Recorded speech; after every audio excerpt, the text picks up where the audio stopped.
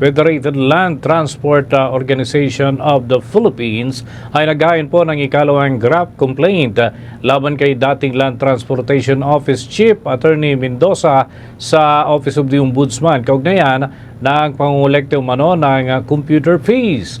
May balita si Bombo Veta Servito.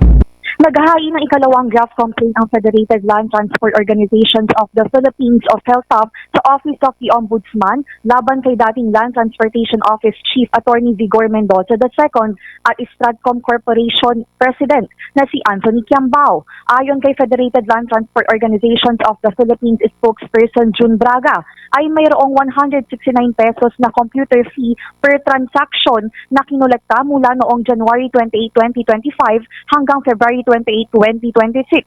Binubuo ng 60,000 transport operators sa buong bansa ang PhilTop at ayon kay June Braga, dugtong ang 169 pesos na computer fee per transaction na ito sa kanilang bituka, lalo na ngayon na may tensyon sa Middle East na maaaring magbunga ng dagdag bayad sa gasolina. Kaugnay niyan, pakinggan natin ang naging pahayag ni Federated Land Transport Organizations of the Philippines spokesperson June Braga. Actually, pangalawang na to, draft case na final ng PhilTop, Federated Land Transport Organization of the Philippines against kay Attorney Vigor Mendoza. Kung naalala nyo, yung last 2023, the PhilTop, same person represented by our chairman, ako bilang spokesperson, nag-file din ng draft complaint against Attorney Vigor Mendoza regarding sa panguulikta ng 169 pesos na computer fees.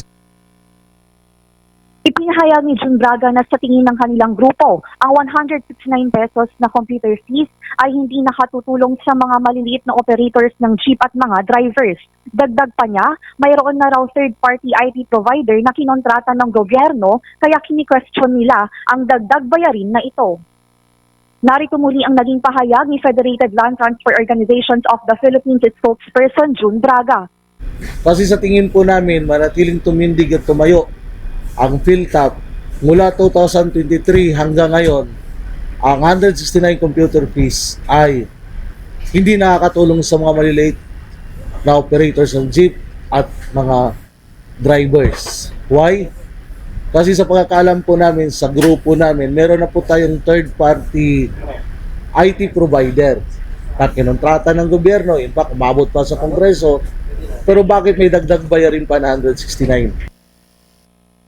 Hinihimok ng PhilTop ang Ombudsman na maglabas ng 90 days preventive suspension laban kay dating LTO Chief Mendoza at ang refund ng lahat ng computer fees na binayaran ng mga PUV operators simula January 28, 2025 hanggang sa kasalukuyan na tinatayang nasa 169 million pesos. Binigyang diin na ang reklamo ay naglalayong magkaroon ng pananagutan, transparency at proteksyon para sa general welfare ng mga drivers at operators. Para sa Bombo Network News, ako po si Bombo Beta Servito, and this is Bombo Radio Philippines, the #1 and most trusted source of news and information. Basta Radio, Bombo. For the most trusted source of news and information, visit our website at www.bomboradio.com. Follow us on Bombo Radio mobile app, Facebook, YouTube, TikTok, and X, formerly Twitter. Like, share, and stay connected. Anytime, anywhere.